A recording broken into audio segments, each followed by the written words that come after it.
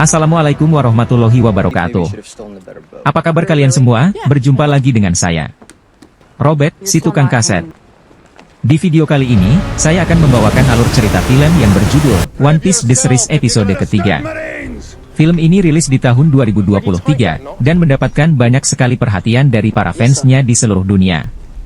Bagaimana alur ceritanya? Mari kita dengarkan.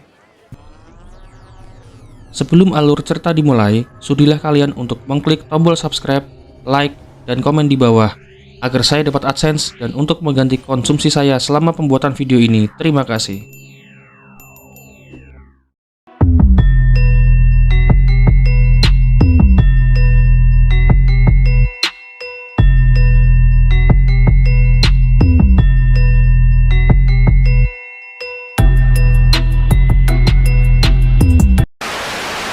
Film kali ini dimulai dari seorang anak kecil bernama Usopp, yang setiap hari, kerjaannya selalu memberi peringatan palsu, kalau bajak laut akan datang. Hal itu membuat penduduk desa menjadi panik, bahkan sampai menginjak usia remaja pun, Usopp masih terus melakukannya. Hal itu membuat penduduk desa menjadi resah. Di adegan film berikutnya, Nami masih mempelajari peta menuju ke Greenland. Sementara Luffy, sibuk membuat bendera bajak lautnya sendiri. Tidak lama kemudian, Zoro keluar untuk memberitahu, kalau kapalnya mengalami kebocoran. Dengan cepat, Nami masuk ke dalam untuk mengecek alat komunikasi yang disembunyikannya.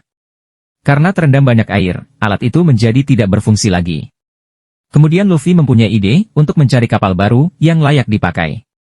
Kemudian Nami memberi usul, untuk pergi ke Pulau Gecko, agar bisa mendapatkan kapal yang baru. Sementara itu, wakil Laksamana Garp, terlihat sedang melatih para pasukan muda untuk menjadi awak kapal.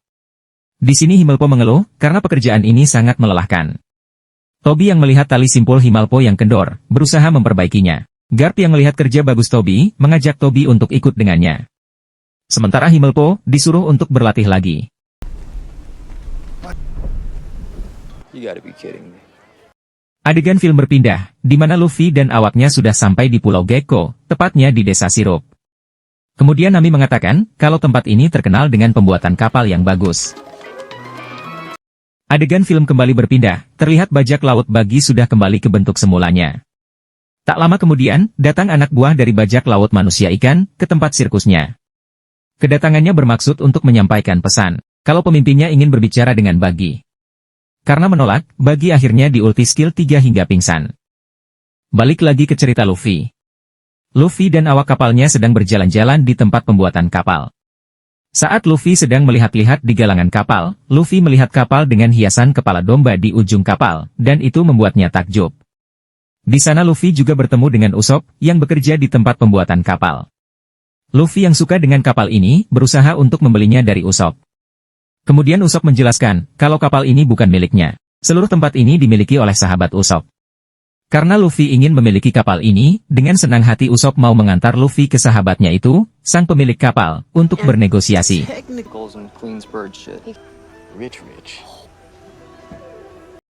Sementara di adegan film lain menceritakan, Tobi diajak Garp untuk masuk ke kantornya. Di sini Garp merasa, kalau Tobi sudah memahami ilmu dasar pelayaran, saat masih menjadi awak bajak laut Alvida. Setelah itu, Garp mengajak Tobi untuk bermain sebuah papan permainan. Yang saya sendiri, tidak tahu cara memainkannya. Tujuannya untuk mengetahui dan mengobrol, sejauh apa pengetahuan Tobi tentang dunia pelayaran. Kita kembali lagi ke cerita Usopp, ia mengajak Luffy, Nami dan Zoro ke rumah sahabatnya itu. Namun Usopp dilarang masuk oleh kedua pelayan di rumah itu. Kemudian datang sahabatnya yang bernama Princess Kaya, dan dialah gadis sang pemilik galangan kapal.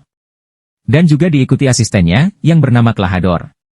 Awalnya Klahadore berniat untuk mengusir Usopp dan yang lainnya. Namun nyatanya, justru Princess Kaya malah ingin mengajak Usopp dan yang lainnya, untuk makan-makan di hari ulang tahunnya. Klahadore pun meminta Usopp dan yang lainnya, untuk menunggu di wisma tamu. Kemudian secara diam-diam, Usopp mendatangi Princess Kaya di kamarnya. Kedatangan Usopp bermaksud untuk memberi hadiah, dan bercerita tentang semua petualangan hayalannya, tanpa ada sedikit pun adegan permesuman. Walaupun Princess Kaya mengetahui, kalau semua cerita itu bohong, namun Princess Kaya tetap senang mendengarkannya. Princess Kaya yang tertawa terlalu kencang, membuat dirinya akhirnya batuk-batuk. Ternyata princess kaya ini fisiknya sangatlah lemah, dan sering sakit. What if he does? It was guarded by a massive. Different really makes me feel better. I'll keep going on these. Adegan film pun berpindah. Luffy, Nami dan Zoro sedang bersiap-siap di ruang pakaian. Kemudian Luffy dengan percaya diri mengatakan kalau dia bisa mendapatkan kapal itu di sini. Nami pun tidak yakin dengan apa yang diharapkan oleh Luffy. Karena menurutnya, orang kaya tidak akan semudah itu memberikan hartanya. Kemudian Luffy membuat taruhan dengan Nami. Jika dia gagal bernegosiasi dengan princess kaya, maka mereka akan menggunakan cara Nami, yaitu dengan mencuri kapalnya. Fakta mengejutkan, ternyata kedua pelayan tadi sedang memasak makanan yang ternyata itu mengandung racun. Kita ketahui bahwa kedua pelayan ini adalah bawahan Klahadore. Di sini Klahadore meminta agar keduanya menyiapkan semua dengan sempurna. And how are the I'm of all nights? Sementara adegan film berpindah ke cerita Tobi. Wakil Laksamana Garp dengan mudahnya mengalahkan permainan Tobi.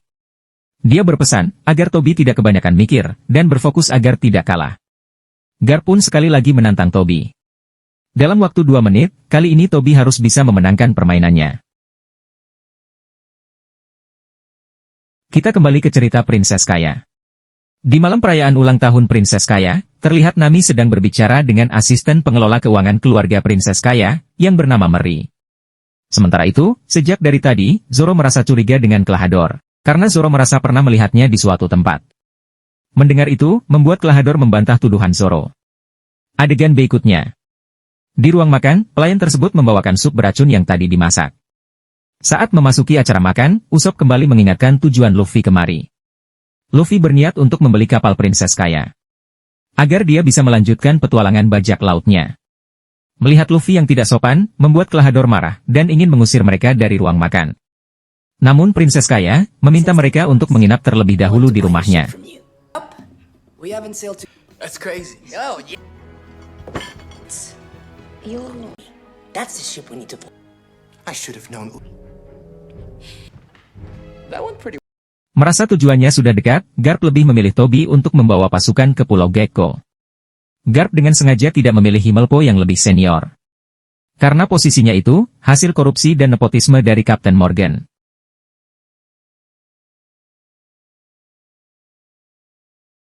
Kita kembali ke rumah Princess Kaya. Di sini Meri sang sekretaris keuangan keluarga, ingin berbicara dengan Princess Kaya, tentang perpindahan kepemilikan bengkel pembuatan kapal, atas nama Princess Kaya. Namun Klahadore menghalangi rencana Meri, dan malah menusuknya dengan kuku pisau, hingga modar. Film kali ini berpindah ke cerita bajak laut Bagi. Kali ini dia didatangi oleh pemimpin bajak laut manusia ikan, yang bernama Arlong.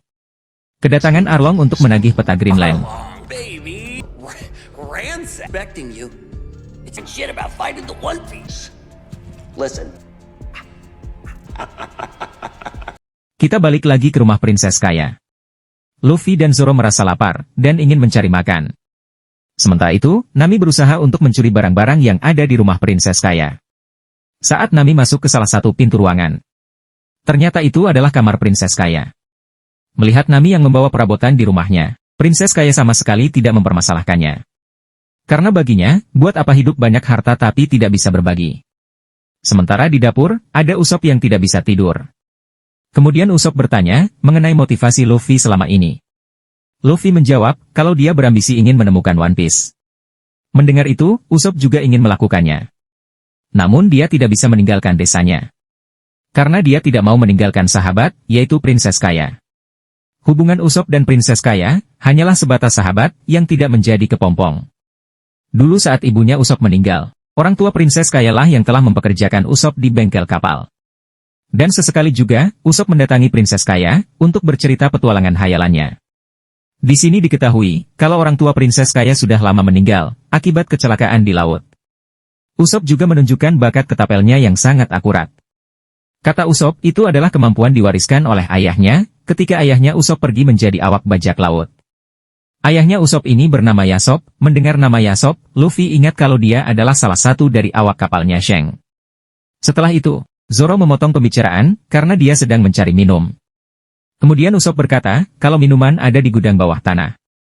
Luffy yang melihat ada sup di depan matanya, dengan rakus melahap semuanya, tanpa mengetahui kalau sup itu beracun. Ketika sudah sampai di gudang, Usopp kaget melihat Meri sudah tak bernyawa lagi. Ternyata di tempat ini juga, ada Klahadore.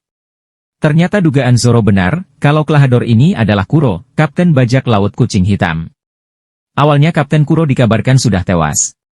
Saat Zoro ingin melawan Kapten Kuro, ternyata dia dapat berpindah dengan cepat. Kemudian salah satu anak buahnya, memukul kepala Zoro dengan botol hingga pingsan. Usopp yang melihat itu, merasa ketakutan. Usopp memilih kabur dari rumah Prinses Kaya. Kemudian Kapten Kuro meminta anak buahnya, untuk membuang Zoro dan Meri ke sebuah sumur. No one will believe. Kemudian di adegan film berikutnya. Setelah bercerita dengan Prinses Kaya, Nami memutuskan untuk mengembalikan barang-barang curiannya. Kita kembali ke cerita Zoro. Kedua anak buah Kapten Kuro berusaha untuk membuang Zoro dan Meri ke dalam sumur di depan rumah Prinses Kaya. Sementara itu, Usopp berusaha memperingati warga desa kalau ada bajak laut di kota ini. Sayangnya, tidak ada satupun yang percaya dengan perkataan Usopp. Di sini Usopp merasa menyesali perbuatannya, karena kebohongannya membuat dirinya tidak dipercaya lagi. Usopp selalu membuat berita palsu tentang kedatangan bajak laut, karena dia yakin kalau ayahnya suatu saat akan pulang ke desa ini. Kemudian Usopp teringat dengan pesan ibunya. Ibunya berkata kalau ayahnya tidak akan pulang. Tak lama setelah itu, ibunya meninggal dunia. Di tengah keputusannya, Usopp didatangi Tobi dan beberapa pasukan angkatan laut. Dan episode ketiga pun bersambung. Oke kawan-kawan. Setelah mendengar sampai habis alur cerita ini, langsung saja kalian klik kolom deskripsi dan klik episode One Piece episode keempat. Dan ada juga loh alur cerita film lainnya. Semoga teman-teman mengerti dan terhibur dengan alur cerita yang saya bawakan. Dan sampai jumpa di film berikutnya.